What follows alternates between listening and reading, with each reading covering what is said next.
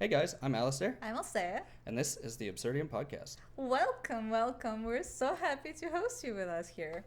I got into professional mode super quickly. Yeah. I was born a natural to this lifestyle. Yes, yes. Definitely. Okay, so what are we discussing today? I believe we're going to be discussing personality profiles and Well, origins. I think specifically we're gonna discuss like the history and where it all stemmed from and how we got here, and maybe just more about different types of personalities, what kind of personality sets there are, and whatever comes to our mind. We like to keep our conversations flowing naturally and improvise on the spot, but have some sort of structure and at least a theme for the conversation so we don't stray off too hard, right? Although tangents are absolutely possible. Oh, and probably most likely, yeah. We go off tangents all the time, so it will be interesting to see where this conversation is going to get us. But we decided that we will have a topic to go off, to play off, and see where it takes us. Yep. I did not realize how fidgety I am. I should like meditate or something because this is literally. I need a fidget spinner or something. Do you feel something like something that you need to play with and do something with your hands? Interestingly, I normally get that way, but right now I'm not. No, you're like so calm. You don't have to do anything. Which is weird. Which is weird. Yeah, that's uncharacteristic for me. Yeah. So. Beats me. Maybe I will learn how to become through this process as well and not be too fidgety as well. Yeah, but perhaps. Anyways, so as you know, I sent you plenty of links and files to your email, which I definitely didn't pull up before I hit well, record. let's pull it up right now and see what it says. But so I did a little research, and yeah, of course I don't remember and didn't memorize it from the very beginning. But let me pull up my quick notes and little cheat sheets that I set for myself, because as I said, I don't memorize my, research or definitions. We decided to start with definitions first, so people who listen and we ourselves learn what the words actually mean, at least the topic of the conversation. So the smart word for today will be, drum rolls please. You guessed it right, it's gonna be personality.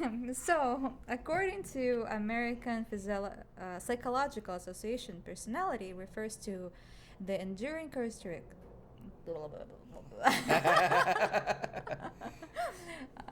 So, I will repeat that again.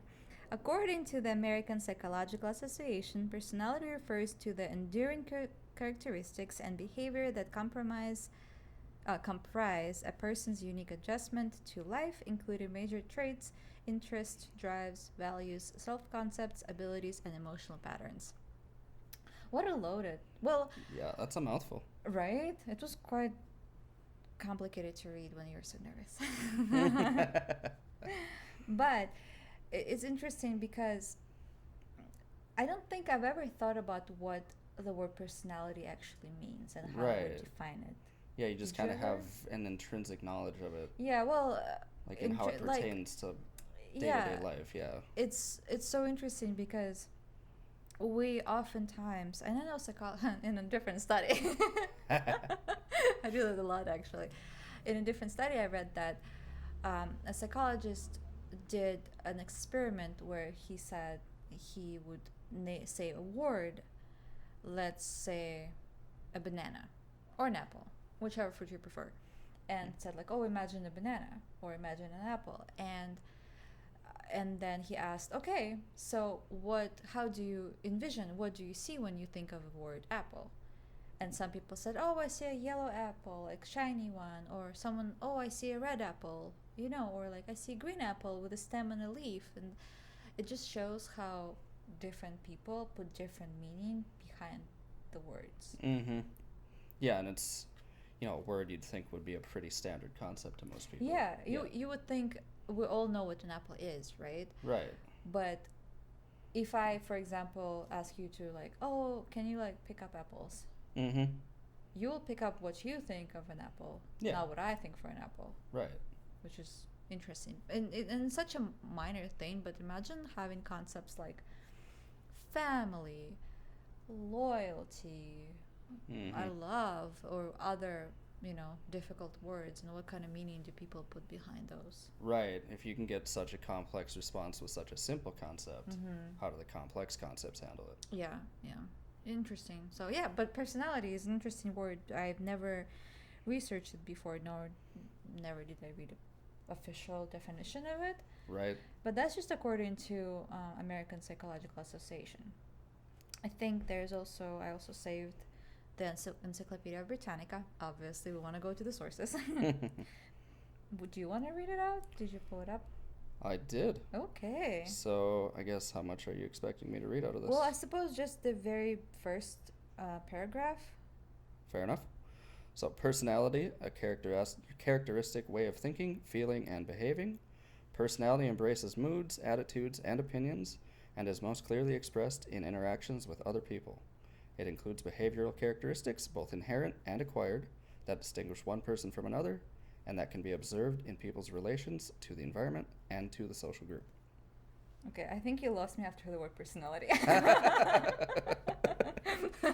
The first one too. There are two personalities, but Well, that's going to be lost to you forever, but luckily they can rewind. right? We can rewind too later after the episode airs. But what do you think about it? What do you think of the definition? Do you think it encompasses what you thought of the word personality before, or is it not comprehensive enough? Would you add anything to it? I don't think I would add anything to it. Would you remove anything from it? I don't know. It's pretty much on point. Like it handles everything well. Like both the fact that, your personality changes in relation to where you are, who you're around, what you're doing, Mm-hmm. and the fact that it's a complex combination of different factors. I think it's accurate. I'm actually very surprised that it included the word mood Mm-hmm. in it. Which, I mean, mood absolutely can affect your personality, to be fair. So. Well, you know how I become at work if I'm frustrated. We Yep. work together. So he gets a pleasure of seeing me during work and how frustrated I get and annoyed at simple things. Yeah, Mm-hmm. I'm not pleasant. It can be kind of scary at times. That's my goal. I want to be scary, but I feel like I'm failing every day. Mm-hmm. Especially don't give her a knife. Oh, come on. We're talking about box cutters, which I don't like that term, and I told him about that. Do not call my knives box cutters. But I just want to specify it's not an actual knife. It's like Mm-hmm. a safe little box cutter. You cannot even do any harm with it. I think in other cultures or languages, they actually call those safety knives. So Really? yeah, because it Oh. retracts back into the handle. Huh. So I did not know that. I could also be entirely wrong, but I've You definitely most likely are.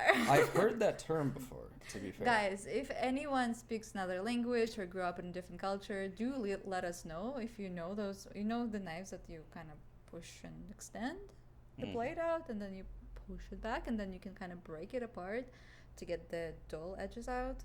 What do Mhm. you call them? Do you have a particular definition of them, or do you just call them knives Right. or box cutters? Because here it's like, to me, they're box cutters or retractable razors. Like that's generally what I've referred to them I as. just call them knives. Sharp object. I mean, when you boil it down, it's a sharp metal thing that makes things two things. So, that's a knife. Makes one thing two things. Well, if you're opening the box, I guess just- it's still one thing, yeah. but yeah. I know tomato. I mean, Mm-hmm. Potato, fruitcake, Did you know that tomato is actually a berry? Yeah. Because ketchup is jam, Mm-hmm. savory. Yeah. So technically, chicken nuggets are with jam.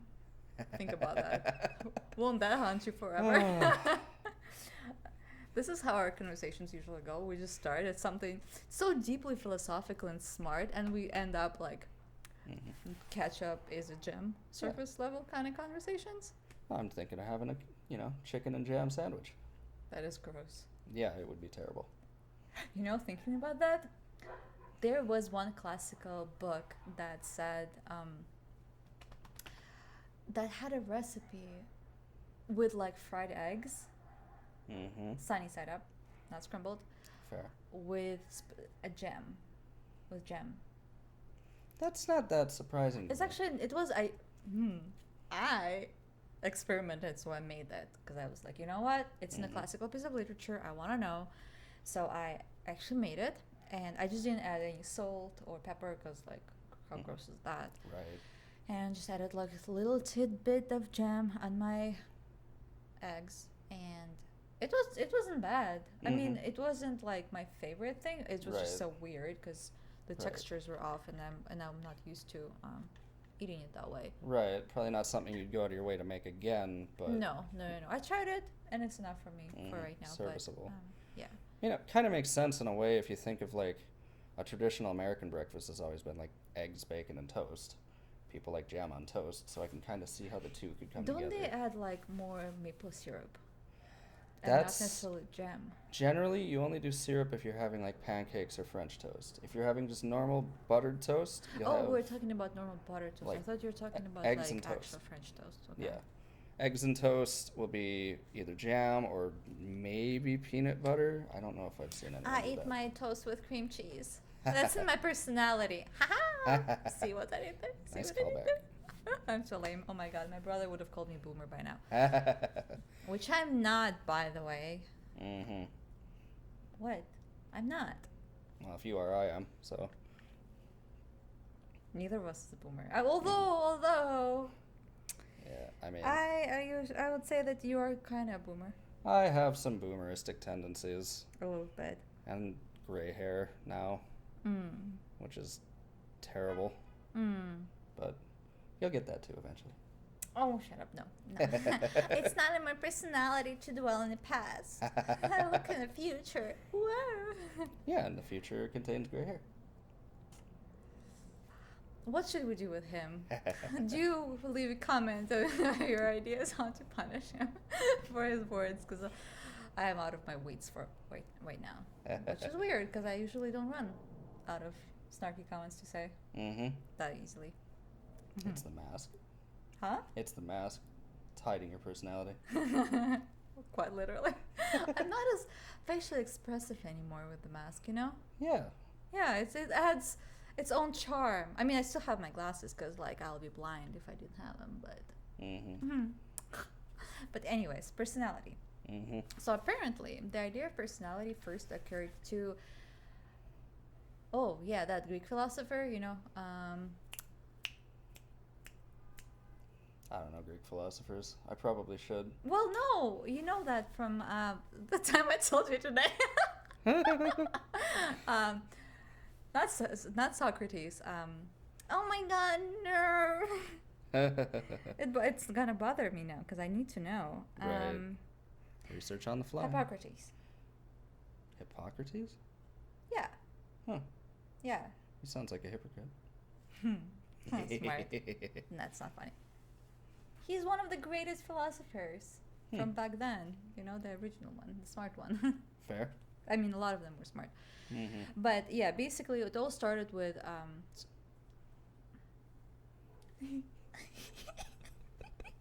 Keep it together. I have a hard time pronouncing his name, to be honest. Hippocrates? Hippocrates? Is this how you pronounce his name? I mean, what's the spelling? I mean, you have the same stuff I do. I mean, I guess it's the Britannica link, yeah. No, right there. Oh, yeah. In the link. Hippocrates. Yeah. Yeah, that's what I said. That's what I said, right? Hippocrates? Yeah. That's what I said. Okay. Yeah, that's Okay. it. Yeah, so back to the topic. So apparently Hippocrates had this idea like 2,000 years ago while he was alive, obviously. Imagine if he just, it was named after him. It wasn't, but he came up with the 4 like humorous, I think that's what they called, based on on human body liquid. I know it sounds really weird. I think I have it even like someplace. Huh. Yeah. So there was a really cool chart, and we will link all the links to our research under the comment section in this video. So you can go and read about everything we read for yourself, because we're not going to be covering every single article, every single website that I found. And if you want to learn more, we suggest you to just go and actually do the reading yourself. It's very interesting. It's quite a lot, but if you just pick one website, I think it should be enough for you. Yeah. But Learning is best done on your own. yeah, You can have help with other people, yeah, but yeah. you intake it best when you do it yourself. I have an opinion that we can tell you the information, but it's best learned if you do it yourself and form an opinion about a subject matter yourself, because that way you can listen to other people's opinion, read about it yourself, and form an educated standpoint. Yeah. Point of view, right? As everyone should do. As everyone should do. Okay, so there was a really cool chart that I do not actually see anymore, and I don't remember where I found it before, now that I'm thinking. Oh, so basically, according to the theory of the four humors, the substances that make up the human body are black bile, yellow bile, blood, and phlegm. Phlegm? Phlegm? Is it phlegm? Phlegm, yep. Yeah, he's way smarter than I am, obviously. Yeah. English is weird. English is so weird. Yeah. Hippocrates linked each of these humors to an element in the universe and atmospheric conditions. So black bile related to earth with cold and dry properties. Yellow bile related to fire with dry and warm properties. Blood related to air with moist and warm qualities. How many of you cringed at the word moist, I wonder? I don't have a problem with it, but let's do a little ASMR. Moist. Oh, so moist. And phlegm related to water with moist and cold qualities. Should I repeat it again for you guys? Moist. So, the humors and personality. Moist phlegm. Oh, gross. No, that cringed me too. Don't Mission worry about accomplished. it. What? Mission accomplished. Oh, gross. So gross. So basically, it believes that mind and body are kind of single entities. So depending on like what bile and what body liquid most affects you, will be affecting your personality. Because again, mind, body. We'll have a whole wellness and health episode at some point. If you're interested, leave a comment below. We would love to know, but that's in the plan. So look forward to it. But mind, body, kind of have to be in agreement to be healthy. Mm-hmm. Psychosomatic is actually a thing. Do you know what psychosomatic is? Not off the top of my head. I can kind of context clue my way into it, but Yeah. Well, basically, psychosomatic is that when your emotions physically affect your health. that makes sense. So, for example, you know how when you're anxious, it kind of gets into your like either the chest or the stomach. Yeah, it'll like mess with your turns. heart rate or give you Yeah. like. And so Yeah. basically, what psychosomatic does is that you literally your mental struggles affect your body, and you can get sick, Mm-hmm. like for prolonged time too. Right. Not yeah. only just immediately in the moment, but it can like cause Mm-hmm. things. You won't have anything wrong with you, Yeah. except your mind is playing cruel tricks on you. You know, I actually had that when I first moved out on my own. Oh, really? Yeah, it was interesting. I was constantly thinking about the fact that, I'm alone now. If I don't wake up in the morning, who's going to catch that? And that type of stuff. Mm-hmm. And it would just be this feedback loop in my brain. And then eventually it turned into proper anxiety that would like elevate my heart rate for extended periods of time. And Oh, wow. it was like a cruel 6 months. And then I kind of just snapped out of it when I got used to things. So That sounds kind of terrifying, actually. it was rough. Well, I think I had the same, I won't say fears or thoughts for too long, but I definitely was like, well, if I fall asleep, how long will it take my family to find me? Mm-hmm. I mean, if I fall Right. asleep and never wake up, I mean, Right, yeah. And it doesn't help that for me, like, I don't talk to my family too often. yeah. They're used to true. extended periods of silence. So, like, not months, Mhm. but more than a week, which is plenty of time for bad things to happen. Yeah, that is quite concerning. What Yeah. about friends, though? I think someone will catch that? Would they do like wellness run or wellness call? It would take a long time of miscommunication, or not of no communication for that as well. Work would be the most likely thing to. Yeah, I would notice that you're not there. Yeah, right, which I'm glad for. But, like, that's still a scary thing to rely on. Sorry about that, guys. We had some technical difficulties. Alseia here revealed my super secret identity, which is not cool. Yeah, I'm sorry. I really didn't mean to. Mm-hmm. Totally ruined everything.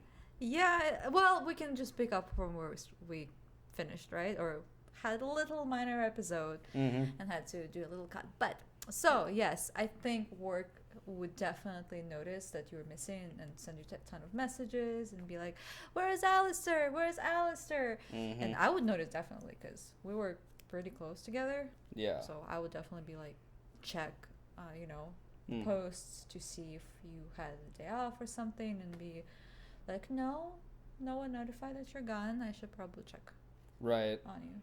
But there is the distinction between noticing and when do people actually take action, though. That's another thing. Because, like, fair. You'd be weirded out that I wasn't there, but how many days would it be before you thought to come check on me, you know? Well, I think I would actually probably text you. Fair. Or ask Didi. Right. Yeah. Secret identities. Yeah.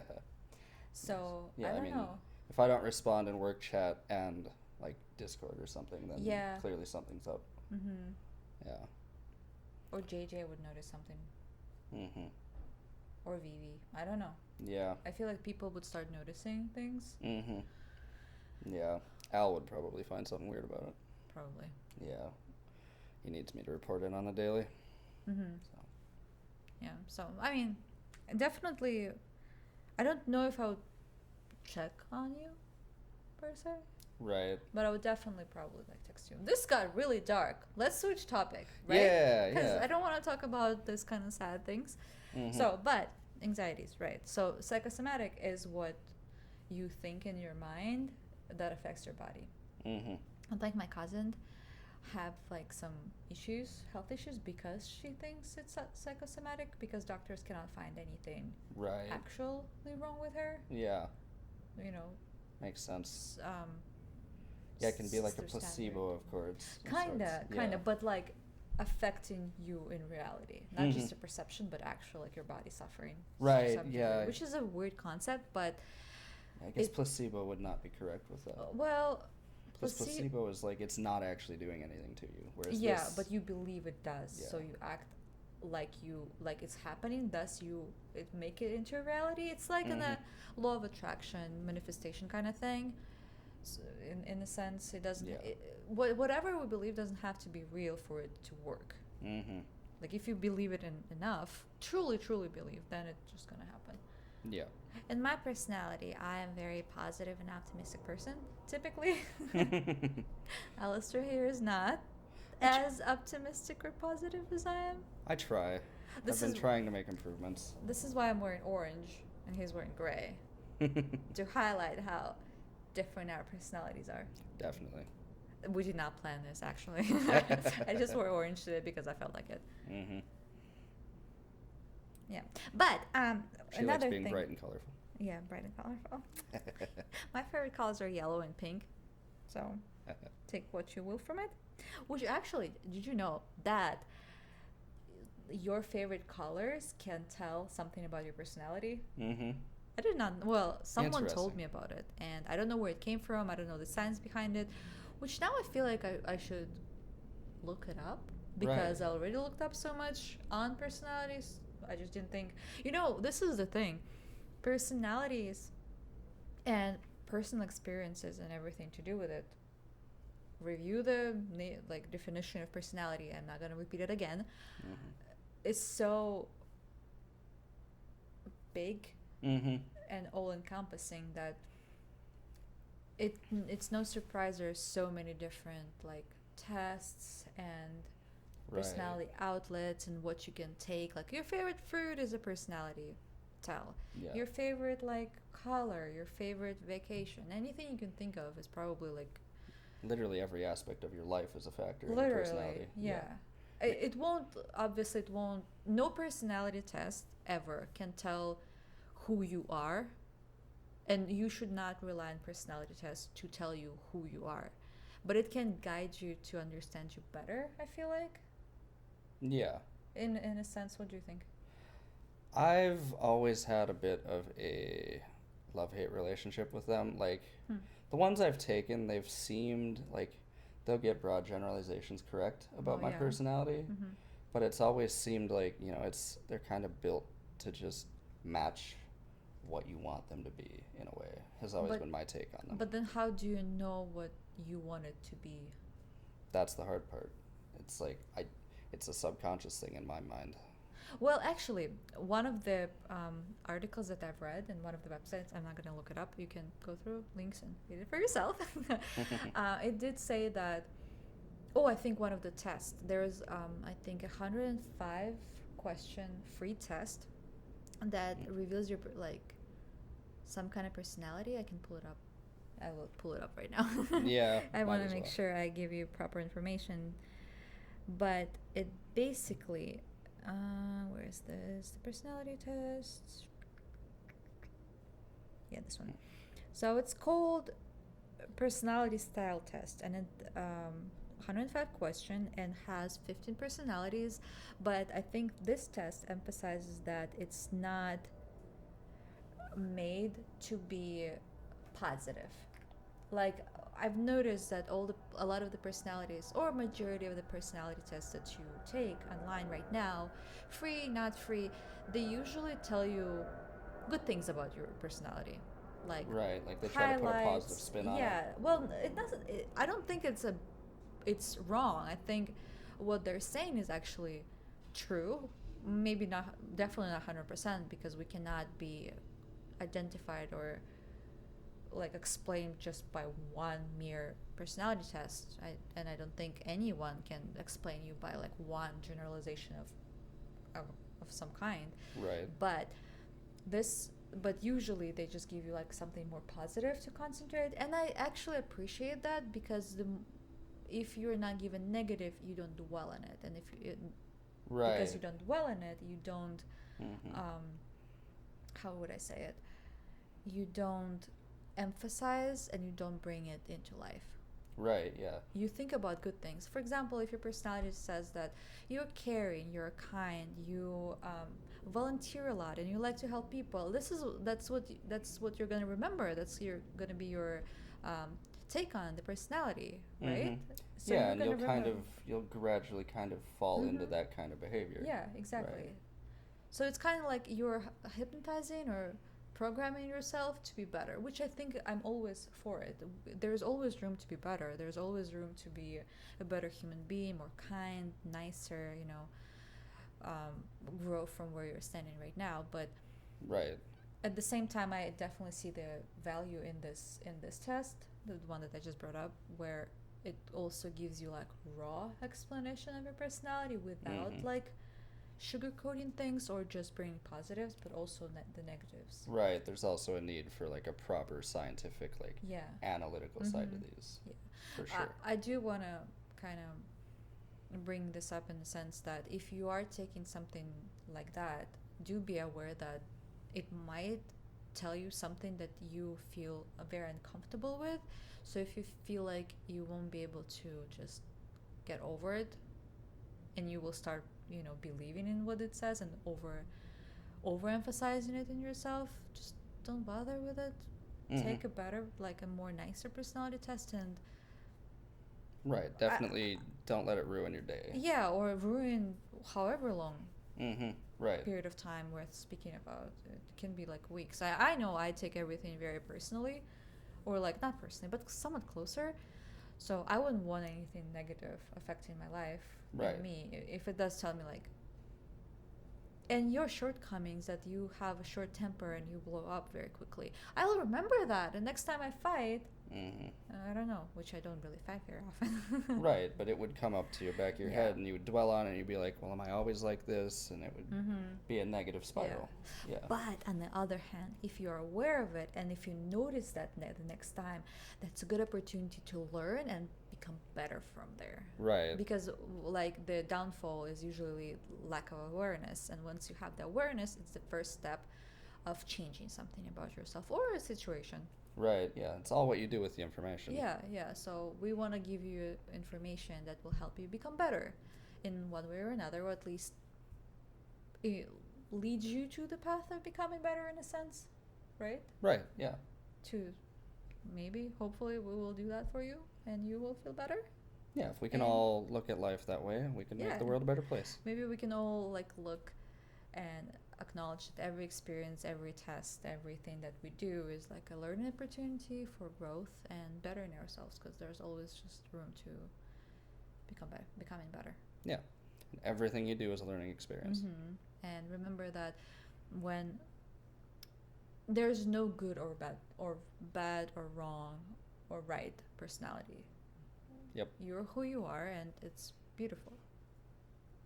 Right? Couldn't have said it better myself. Yeah. I'm just very good with words. But basically, the link for the test is gonna be below or in the comments. It'll be somewhere. It will be somewhere. If not, you can, I'm sure, utilize the power of Google and find it yourself. Please yell at us if we tell you it's somewhere and then we don't put it somewhere. Yeah, do leave a comment or something, or let us know somehow so we provide you with a link or something. Yeah. Because we don't want to leave you hanging. We want to be held accountable for what we say we're going to do. Yes, please do tell us. And the another thing that I was interested when I was reading it, I was actually curious how personality tests came around to begin with. Like, okay, the concept of personality was first thought of 2,000 years ago by Hippocrates. Hippocrates. I always want to say Socrates instead of Hippocrates. So, about 2,000 years ago, and that's when the whole four liquids came in, which is super weird. It still throws me off, doesn't it? Yeah. It's like the whole idea is like weird. It's very Renaissance in my mind. Renaissance were not 2,000 years ago. I don't know history that Okay, well. that's fine. It's an old way of thinking. They had limited knowledge back then. They had to attribute things to what they knew. But then think about how smart they were too. Right, yeah. Coming up with ideas like that 2,000 years ago. Right. I kind of want to travel in time and just see. Maybe there were ancient civilizations that actually had like better knowledge and understanding of things than we do right now. Because despite our access to all this limitless information, we are pretty uneducated in a sense. Yeah. And kind of ignorant. We're very much a how do you put it? I've heard a saying, it's like we know a lot of things about a lot of things, but we're not experts in anything. Yeah. Like a very surface level knowledge. Yeah. I don't want to say wide as an ocean and shallow as a puddle, because that's kind of got a negative connotation to it. But we're very much a generalist society. Yeah. Which I don't think it's always bad. It's not necessarily. But I think just knowing that that's what we have, and that's what the usual outcome is, and kind of generalization that applies to many of us, we can, acknowledge it and just move on from there. Right, for sure. And maybe if you have like a belief or something in certain topic, maybe do a little research and see if it's backed up by anything. Absolutely. Because, Yeah. doing a little Google search about something is never hurting anyone. I always look up words and definition of words to make sure that I'm using them correctly. It's like the embodiment of trust but verify. Yeah. Like, you kind of know what the word like means, right? But there's nothing wrong with going in and making sure. But like, do we really know what the words actually mean? Do we really use? I'm sure every single one of us, and I believe in every single one of you guys who is watching us or listening to us, can say that they misuse the word. Absolutely. Knowingly or unknowingly.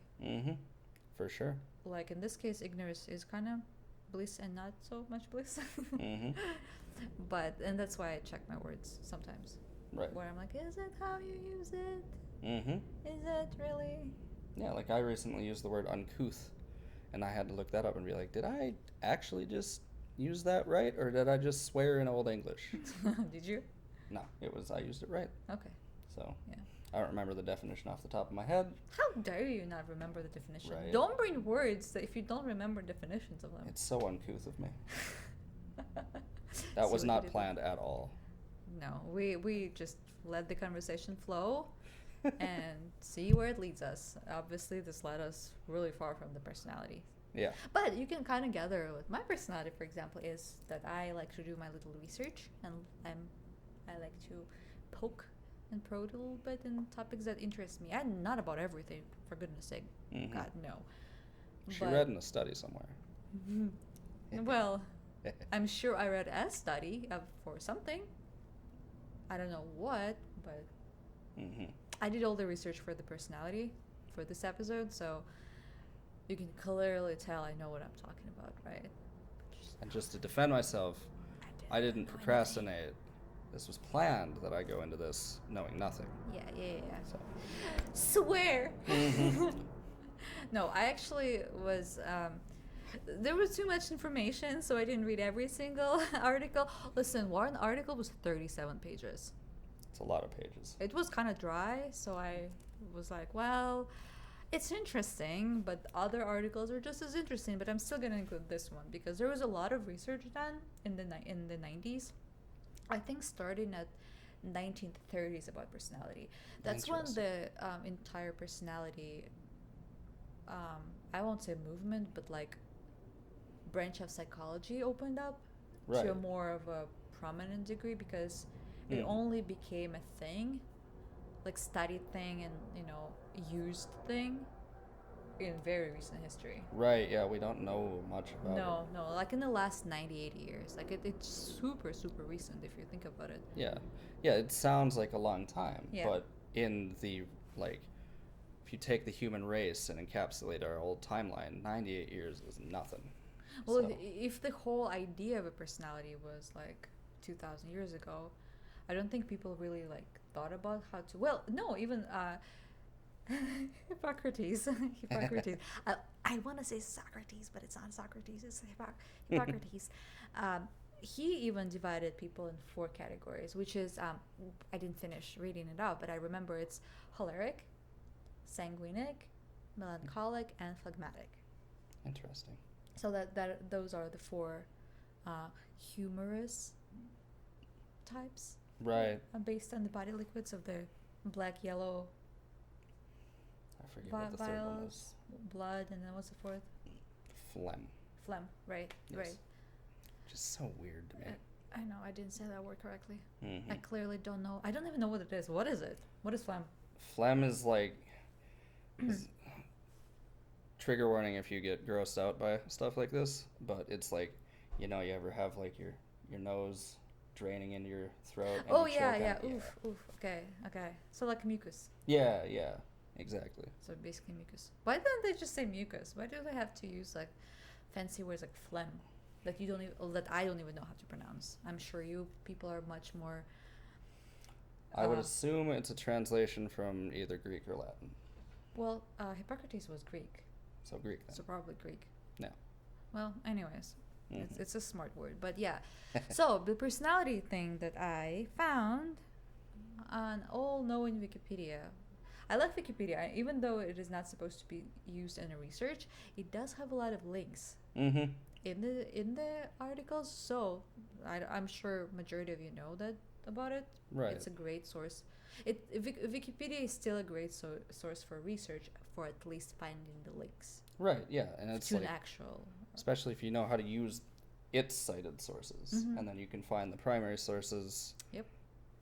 And then there you go. Yeah, even though Wikipedia might not be the most trustworthy website, the sources it cites for sure are. Yeah. Usually. Pay no attention to the fancy words, just use it as a link aggregate. Which actually brings me to that thing. The origin of personality assessments date back in 18th and 19th century, which actually a little earlier than I thought. And when personality was assessed through phrenology, the measurement of bumps on a human skull. I wonder, like, did they have to like touch your head and be like, oh, there's a bump? There is a bump. How did they do it? I wonder. Like, I would hope it was that and not the alternative, what would be their alternative to that? viewing your skull directly and finding the bumps, which would presume that you're dead at that point, probably. Well, So- if it's a personality study, I don't think they would study you dead. You'd hope not. So, I mean, we never know. Yeah. 18th century was a crazy time back then. to be fair, albeit this isn't usually fiction, but you always see, like, sometimes you see old doctors, and it's kind of a stereotype. They have, like, a weird caliper they use to measure people's skulls and whatnot. So I wonder if maybe they're using that to check for, like, irregularities and bumps. Imagine if that's the thing. I had no idea. The more you know. The more you know. Random knowledge in my head. See, that's what we mean. Surface level knowledge. It has no Mm-hmm. I know a thing practical exists. application. It's just I know it it's could be someplace. used for this. I have no idea if it was. Actually, it makes me wonder too. Luckily for me, for us, for this podcast, this world. I wanted to say world for some reason, but this word is actually a link. So let's see what phrenology actually stands for. So phrenology from ancient Greek. I'm not gonna be reading that out for you because it looks complicated. Phren being mind and logos meaning knowledge is a pseudoscience that involves the measurement of bumps in the skull to predict mental traits. It is based on the concept that the brain is the organ of the mind and that certain brain areas have localized specific functions or modules. Which isn't exactly inaccurate. No, it's not. I just Not measurable by external properties of your no, skull, though. No, it is definitely not. I don't even think it's measurable like with the naked eye of the brain itself. I think Yeah. you need to see the neurons Right. running the pathways. Yeah, that's why they have MRIs and whatnot for that now. Yeah, So, which is I'm sure would be a very expensive study to Mhm. conduct for like just personality. And I don't undermine personality research and things of that sort and how valid it is, but mhm. I mean, we can agree that personality studies are not like not the most important ones, right? Right, yeah. They help with things, but they don't have, like, a super important bearing on society. It's and how like it it's functions. really nice to know Yeah. for different areas, not just personally, but like workplace and Yeah, it can be useful in a work communications setting, and stuff. seeing how to address someone, whether or not to be formal, whether or not to be super, like, flowery and use emojis and whatnot, or, like, do they want to get straight to the point? Do they like small talk? Or how like what their working style is and what's the best way to approach them work related. For example, I'm very kind of process based, and I like my things to be like bullet points, Mm-hmm. like mini instructions. Here's what you need to do. Here's how you do it. This is what is expected. Finish it. Right. I like it to be straight to the point, and Aleister knows that I have a hardest time writing emails because I'm so short and concise with it, Mhm. borderline almost rude. Cold, I would say. Cold, yeah. Not rude per se, but Well, cold. I'm never intentionally trying to be rude, but Right. it's just so clipped. Yeah, there's no, like, interpersonal relationship there. It's just, you're like, Yeah. here's your thing. What do you want to do with it? Basically, yeah. I sometimes go back and reread like conversations. Is it weird? Do other people do that? I do it all the Okay, time. I don't know. Yeah. And I just reread the conversation, what people say to me and how I respond, and I'm like, oh my god, what an asshole I am when I read my own responses. For example, someone will be like, Aleister will text me like, oh, here is blah blah blah blah blah blah blah, and I'll be like, okay, thanks. Mm-hmm. There's like a paragraph of text. I could have maybe expanded it. I just don't know what else to say. Like, Mm-hmm. good, I got the information. Thank you for it. Yeah. And it used to be when I first met her, like, I would think I pissed her off somehow. Maybe he did. Yeah, it's unlikely. Back then it was unlikely. Probably. Nowadays, Nowadays, yes. yeah. Nowadays, we know each other pretty well, and we have to work very often, all the time together. So, yeah, more room to annoy each other. Mm-hmm. Do I ever annoy you? Nah. No? No. Oh, I feel like I can be annoying. Do I know you? Yeah, you do. When I'm not trying to? Yeah. Really? Uh huh. Well, sorry. Well, not no. It's not your problem. It's just um, when my hormones spike. Hmm. I'm Fair. sure any person who experience hormonal changes like that can definitely relate to the fact that sometimes just someone's breathing annoys you. And that's what usually happens, which is not Alistair's problem in any way. It's just me. And I try just to, like, isolate myself from people so I don't, be mean to them. Yeah, and I've never taken it as being mean, to be fair. So. Yeah, but I don't want to be a jerk. Right, Like, yeah. I just don't want to be a jerk. Like, Yeah. I know that that's a shortcoming that I'm aware of. See, awareness plays a good role. Since I'm aware of that's what happens, I can, not do that. Or at least try really hard not to do that, which is like really hard. Right. Yeah. Yeah. It's self-awareness is a tough road sometimes. Yeah. Yeah. It doesn't always bring pretty or good things about you. Mm-hmm. It sometimes actually highlights negatives because we're most likely aware of majority of our good sides because it's pleasant to think about them, but not so savory sides are not. Mm-hmm. The truth can hurt. Yeah, but we went on a tangent of from this very complicated phrenology study of skull bumps on a skull. We can probably safely assume that that's not scientific way, and that's probably not really defining us in any way, except that our skull is bumpy. It's interesting how close they get back then, though. Yeah. Like, they have no knowledge of the inner workings of the brain, other than I guess they've probably cut them open and seen them on cadavers. Well, maybe they did to some degree, but... But still, it's 2,000 years ago, no technology, very little science, and they still nailed it that certain parts of the brains have certain functions. I mean, that's what I'm talking about, that I feel like back then, people were just so smart. Mm-hmm. They thought a lot. They because did. they didn't have the distractions. Right. Those philosophers and, like, scientists, because I suppose we in this sense, we will have to define, like, what science is and how we can define it. So we're not going to go into that at all. So I'm just going to call them scientists and philosophers. By the standards of their time. By the standards of their time. They were mostly philosophers because I feel like every known science came from philosophy, where people were pondering, like, oh, look at the stars in the sky. I wonder if they mean anything for us. Yeah. And here we are 2,000 years later with a telescope in orbit. Yeah, and knowing that, yes, indeed, the planets and the moon and the sun affect us in major ways, and without them we wouldn't be alive. Yep. Like, all that stemmed from thought and personality. Someone just thought about it. Which I feel like personality in that case does play a big role, because if you're not the thinking kind, and I'm saying it in the most kind of way, like, just because someone is not a thinking kind doesn't mean that they're stupid or, like, not smart. Right. Or you can even be the thinking kind but not a doer. Yeah.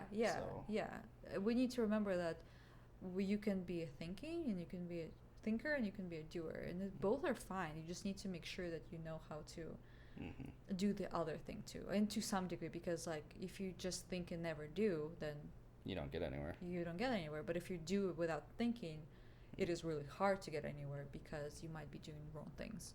Right. Or you might hurt yourself.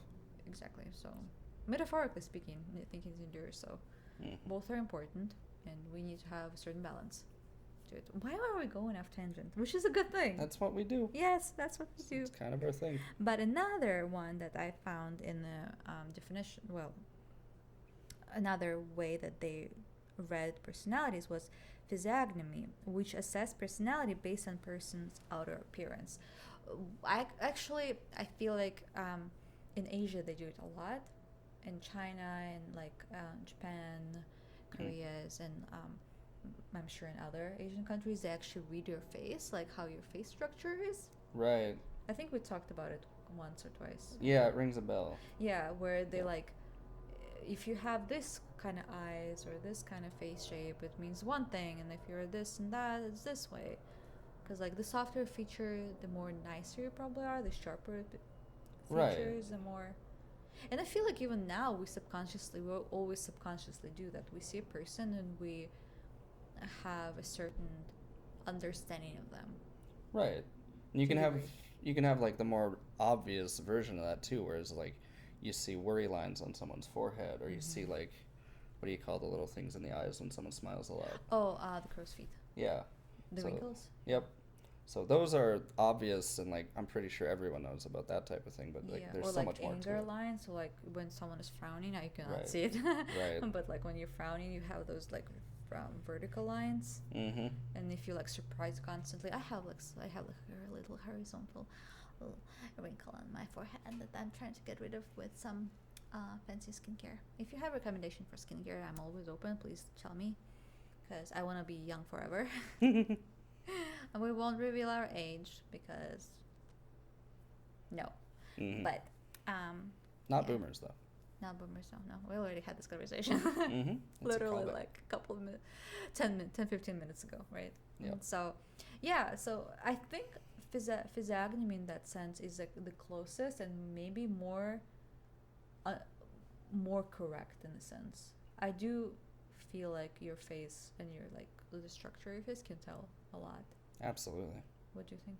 I think so as well. It's maybe not bone structure per se, because there's like certain things that they're just going to be the way they are, but like how your skin fares, how it lays on your structure, on your like facial structure and whatnot, you can tell, like we were talking about with the worry lines and whatnot. Like Mm-hmm. there's a lot you can see about common expressions people have based on how their face is kind of weathered with age, I guess. Yeah, but then what about young people? You don't have that, but then their face will still have certain um, personality to them that you will perceive. Right. I feel like a lot of that's in the eyes. I can see that. Yeah. Yeah. Okay. Yeah, that's why they say the eye is the Gateway to the gateway soul. to the soul. I Yeah. was thinking about something else, but yeah, mirror to the soul. Think no, gateway. Don't listen to me. I just thought of something different. Yes, gateway to your soul. But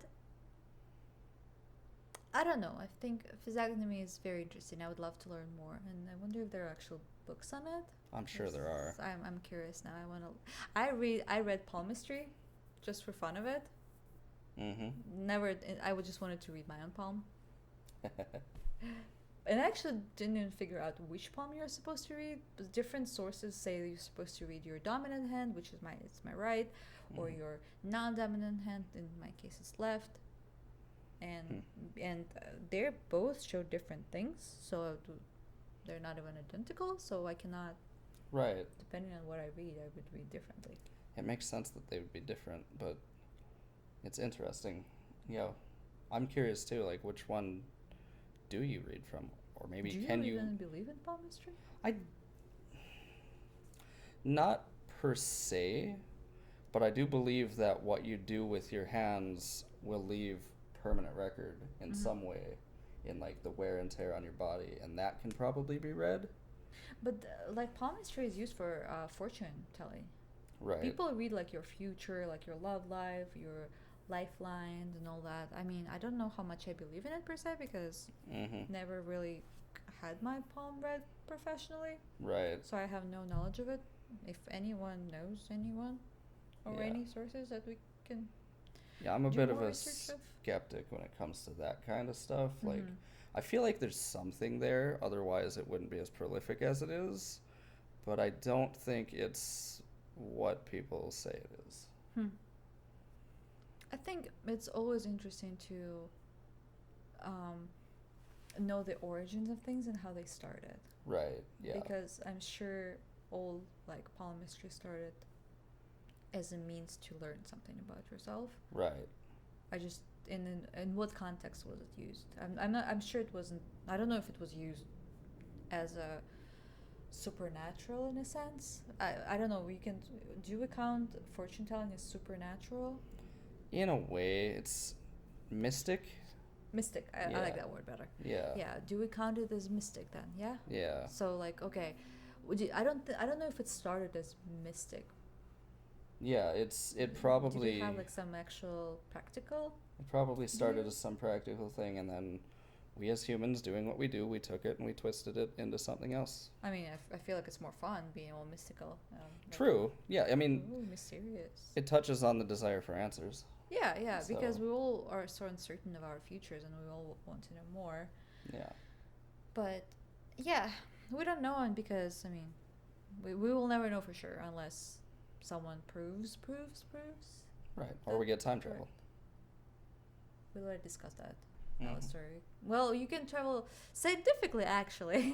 Total tangent of personality and psychology, but you know that you scientifically you can travel to the future, but you can never travel back in time. So far. Well, we already talked about it. How it would require a lot to Mhm. travel back in time. Right. But in this case, don't you think if you travel to the future, you will never be able to come back? Because if you move to the future, it means to come back, you will have to travel back in time, which is Right. impossible. Right. Time is linear, has been like the constant thing I've always heard, which means it goes in one direction. So it's one-way trip, most likely.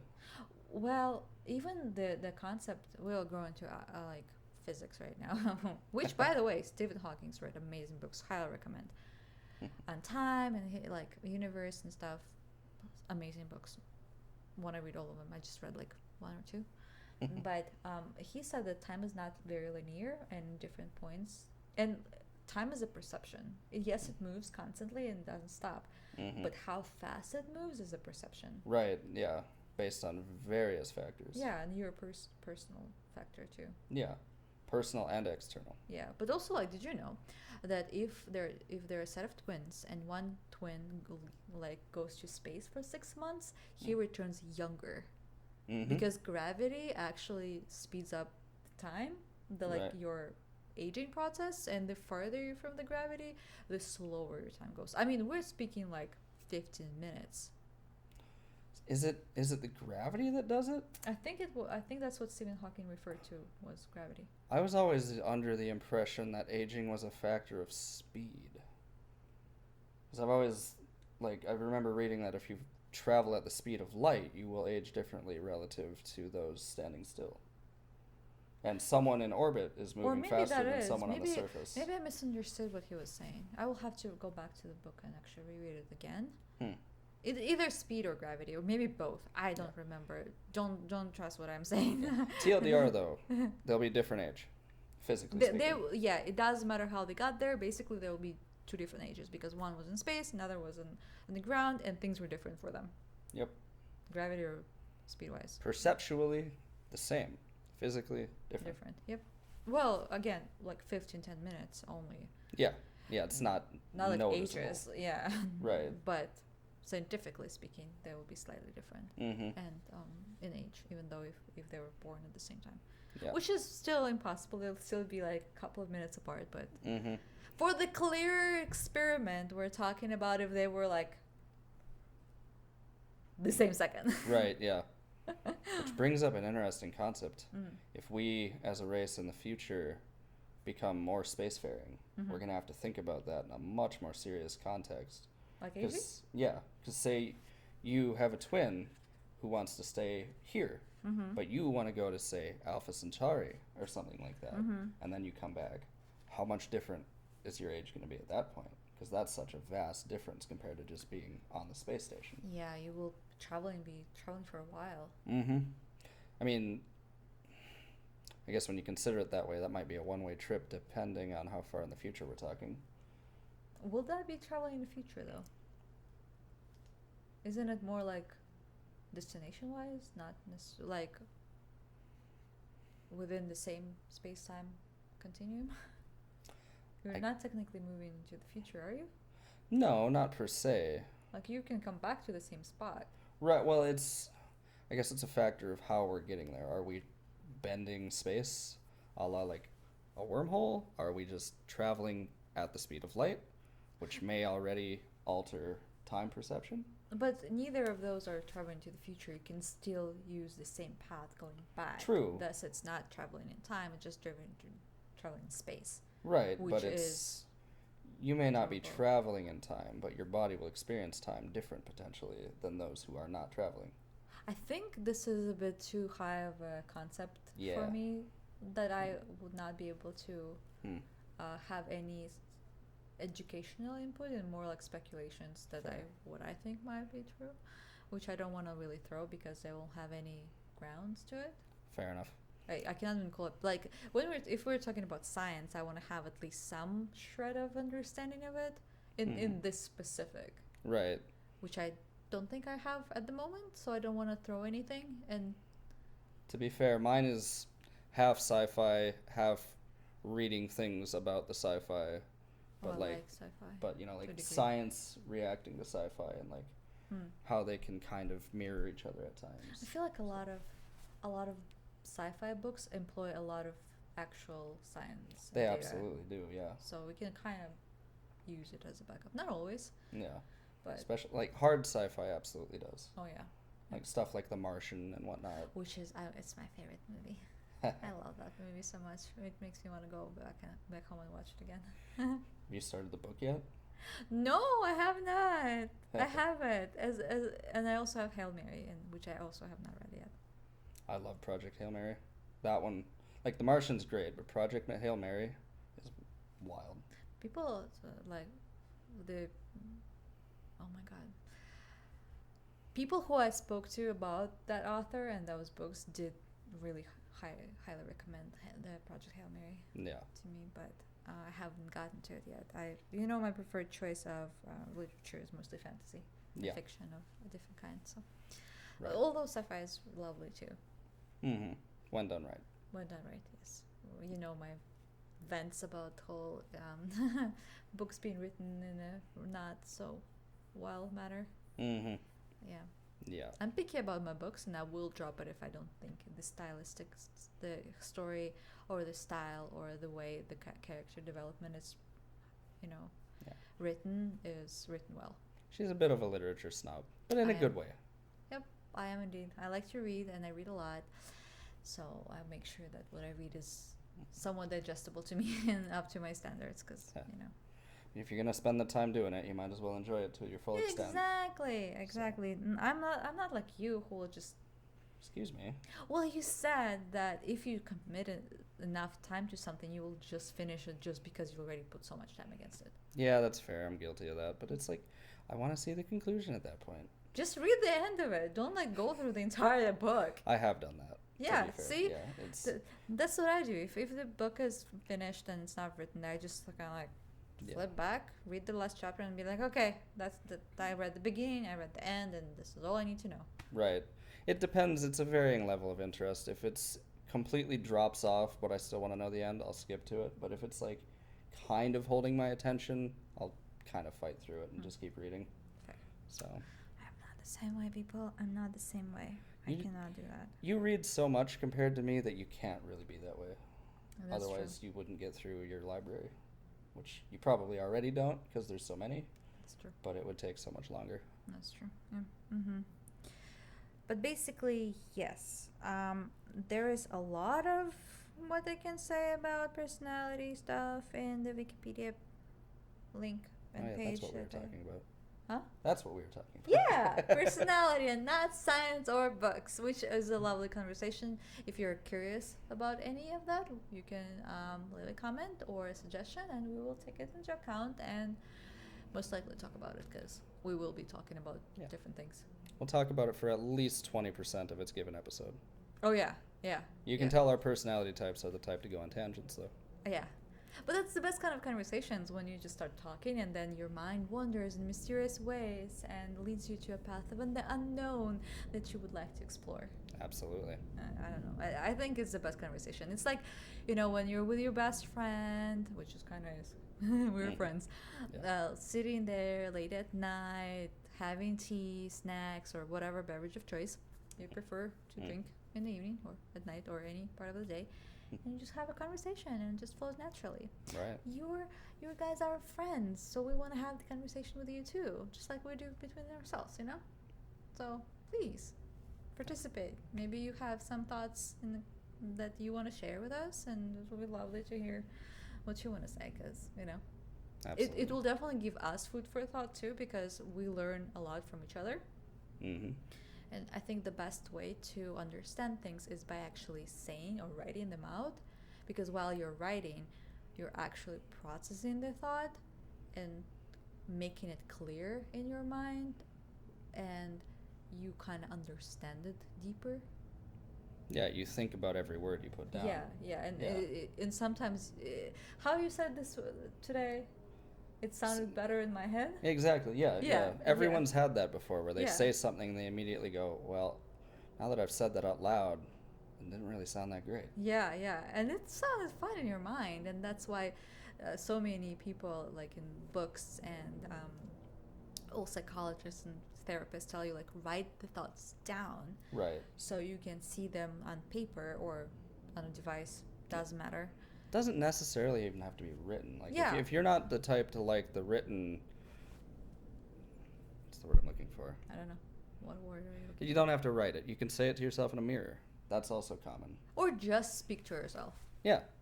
Maybe not around other people because they'll think you're crazy, but whatever. Which is fine. Yeah. It gives you some zest and spice to your personality. We're all crazy in some way. Which, actually, we already had this conversation where it would be weird to have a normal person. But because we're all a little different and unique, and this is whatever makes us personality-wise, right? We're all Right. unique. We all have different personalities. That's why no personality test can ever, no amount or combination or anything of them together or separate can be 100% about you, ever. Absolutely. It can only be like guide and like suggestion and be like generalization because it caters to millions of people. You cannot assume that every single word and every single concept there applies to you. Right. Which is why there's some value in doing multiple and seeing if you can spy a pattern. Yeah. Also, if you want us to do any personality tests during an episode, we can do like a part 2 at some point and take a personality test and give us and share our results with you, and you can then share yours. That would be fun. Or if you have a like favorite personality test that you want us to take. Oh, my forehead is itching. If you want us to take something specific, that would be great. I took 16 personalities test. Have you ever taken that? I have taken very few personality tests. Yeah, except at work, right? Yeah, exactly. At work, we have to. Well, now we have to. We it's Mhm. purely volunteer based, but we have a couple of personality tastes. That's a different topic. That's true. Personality tests that we can do, like Strength Finders. Actually, great book, by the way, too. Recommend. And you cannot take that test without having the book, or because you have to have a unique code. Mm-hmm. And that unique code is only specific to you. Right. So you need to make sure that that's how you get it. And it kind of identifies 5 of your strengths, I think, among 30 of them. To be fair, I don't think I've taken that one. You haven't taken one? Oh my god, I'm wounded. But yeah, so it identifies 5 strengths, which can change with time and with different roles because you concentrate and you focus on different things. Yeah. People change. Yeah, people change. We grow. And also, like, we're not static just because one thing was your strength.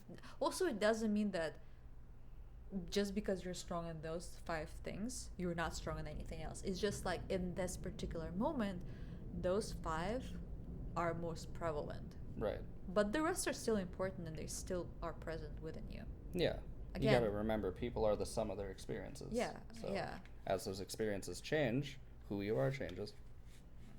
Also, again, there is never right or wrong answer in this kind of sense. So at the same time, there's no right or wrong strength, which would be ridiculous, right? It's a Right. strength. It's already a strength. Yeah. It cannot be wrong by default.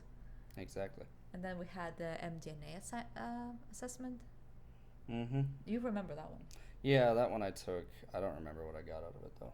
I remember the colors. I don't remember the names. So it's actually free if you go to MDNA something. Just Google it. Just Google it. It'll We show. might provide a link under this. Yeah. You can find it yourself, and I think it provides you with your major type, and then your first major type, and then secondary minor type. That sounds right. One affects you more than the other, but Yeah. both are kind of define you in some way, one way or another. Right. And then we did disc personality test, right? Mm-hmm. You were C. I think so. I don't remember that I one know either. I am a hard C. Like I'm like straight in the middle, like right in the middle. Fair. Like I'm in the middle. Like I'm not to the corner, like to this outside of the. I'm not the inside. I'm just like right in the middle of it. Not of Fair. the of the C section. Not of the circle. Mm-hmm. Right. Yeah.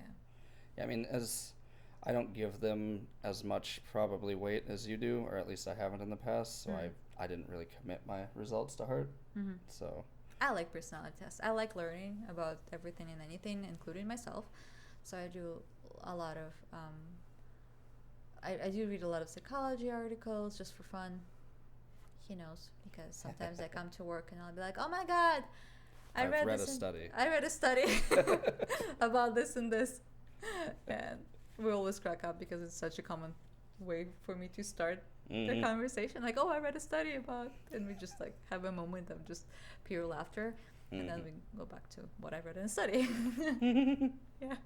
Yeah, that's how a lot of conversations start. Yeah, basically. Or just randomly. I remember we had a conversation and we were like, I was like, I wonder, how was wheat discovered? Oh yeah, Remember that one? Yeah, that Yeah. turned into like a whole 3-hour adventure. Yeah. Yeah. I had to, well, he was committed, right? Aleister, you were committed at that point to like do a research with me. Yeah. And we abandoned the work and we just went off on a tangent, Mm-hmm. learning how wheat was discovered. Because I was super curious. Like, listen, like, imagine that. You're like a caveman, right? Or like beginning of humanity, as maybe we might not know very well about. And they're just walking around with no meat, right? We already have fire. Fine. Yep. We might have fruits because fruits are so easily accessible. They're like right there. Mm-hmm. But like, We have who the thought? beginning inkling of tools. Yeah, but like, who was walking around and be like, let me try this grass that is hard as a rock and just chew on it, or Right. make flour, or however. Like, Right. Yeah. How did we go from let's eat the grass as it is to let's eat the little seeds in it to let's grind this up and just cook and it. then cook it? Yeah. And how do you find like the recipe to? I mean, Right. obviously they didn't have recipe; it was all trial and error. But like somehow it came around, and Right. it's just like, what? How? Yeah. And it was totally random conversation. I don't know what even brought it about. Right. Just another random conversation. It was a tangent. It was a tangent, just like right now. How did we go from personality to wheat? Who knows? Mysterious ways how our brain works, which is beautiful. I feel like, but yeah. So yeah, it's in my personality where I just kind of go off and read about things, and I like personality tests. I like to understand myself, and just read nice things about myself that bring me joy. I like to know that I am good and caring, which I don't think I'm that caring. Am I caring? I think you can be. I can be, yeah. Yeah. I'm selective about it. Mm-hmm. We just had this discussion today, didn't we? Yeah. About goodness of heart. This is a whole other conversation that we're gonna have, and we're not gonna go on a tangent right now. Mm-hmm. So, Yeah, not touching that one. so what do you have to say about personality? Uh, Or what are your ideas? I think we've covered a lot of it. Any any history you were curious about, though? Not particularly off the top of my head. I think a good outlet for me would be to read some studies and actual cases. Study Studies? cases. You? Yeah. What? I know. Shocker. Oh no, studies. And me and studies just don't go well together. Mm-hmm. Yeah, you'd never understand. Never get it. Nope. Yeah. But yeah, I'm actually interested to read like an actual study and how, like earlier studies about personality and psychology, personality psychology and stuff Right. of such nature, and how they develop the tests. Which there will be a link about like 23 or 25 different personality tests that are available. I didn't even know how many there are. Right. And I'm sure there are more. Or was it 38? 38? 23? I mean, I can look it up, but I think it was 38 or 25, maybe 23.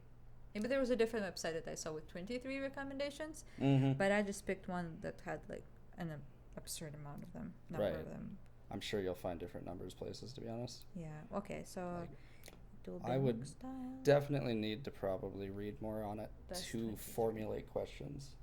So it's not something I just naturally think about. So I don't naturally just have questions on the topic.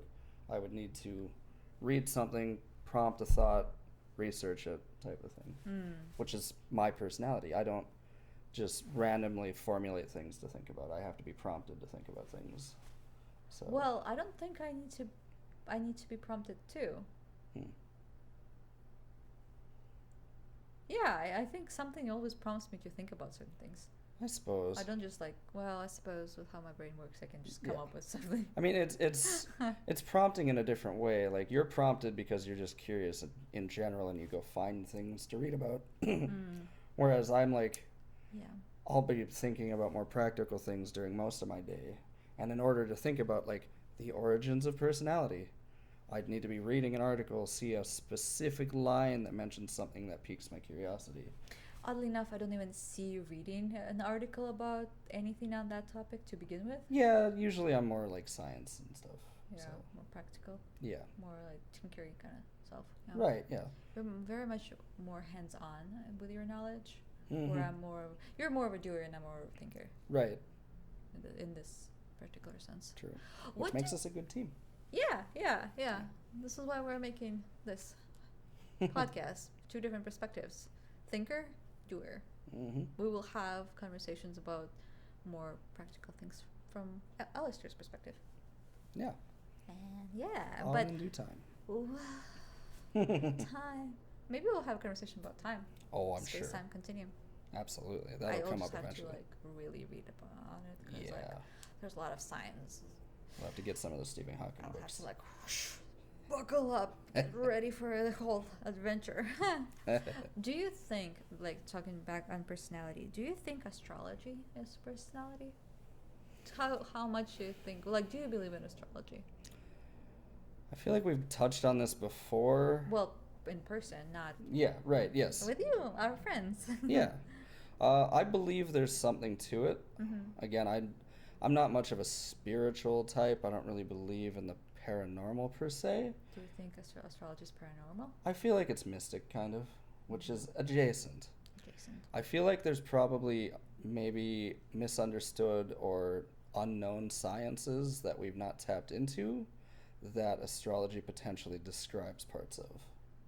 Do you think from a scientific perspective, because astrology is every sign, we know is an actual constellation, do you think the constellations are like moon affecting something?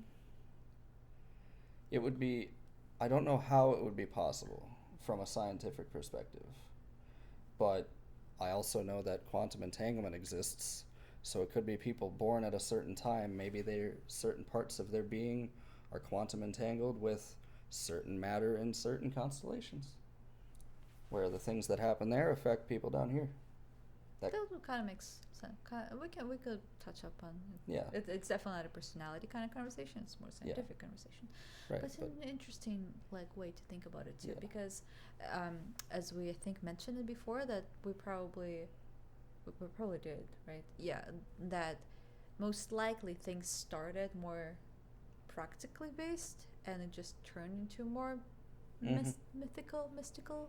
Yeah, as the people that started it kind of, died off, for lack of a better term. Well, like philosophy, right? The study of, they studied stars and looked at them. Maybe that's where they noticed, on this day, if you're born, you're more likely because stars were aligned this particular way. And that's how in Harry Potter, they read, the centaurs read fortune by reading the stars. Right. Which is also interesting. Yeah. I don't know where I came from with this. We were talking about stars and philosophy, and I thought about Harry Potter, clearly. Right. Clearly, this all entangled between each other. I mean, it could even be insofar as, it's just, when a certain constellation is prominent in the sky, it's directly related to when the planet is at a certain distance from the sun and the other planets in the solar system. So it could even just be as simple, because gravity isn't simple, but it could be as simple as the position of the stars and how they relate to the gravity on the planet when a certain person is born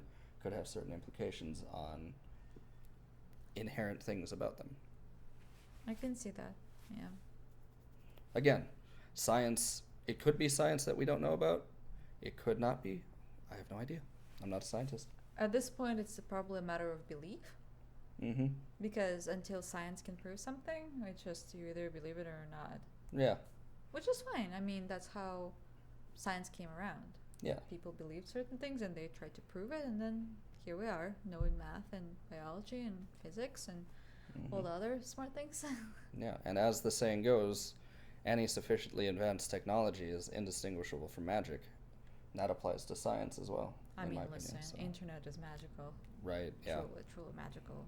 Yeah, you tell someone from the 1900s, 1800s about the internet, they'd think you were a witch. And they'll burn me. Probably, yeah. The whole Salem trial, witch trials. Mm-hmm. Let's start all over again. Yeah. Let's hope that never happens. Yeah, I hope we're advanced enough to realize that's not. We could and we should do better than just like trials and huntings and persecution of people just because they're different in some way or another. Oh, isn't that relevant? Yeah, Yeah. absolutely is. But anyways, I think we covered a lot on personality and just general tangents Yeah, and conversation, off topic whatsoever. absolutely. Well, guys, I think that's our cue to leave, but please catch us on the next episode, and we'll be there, and we'll see you all later. And remember, be respectful, polite, and open-minded. Bye! Bye.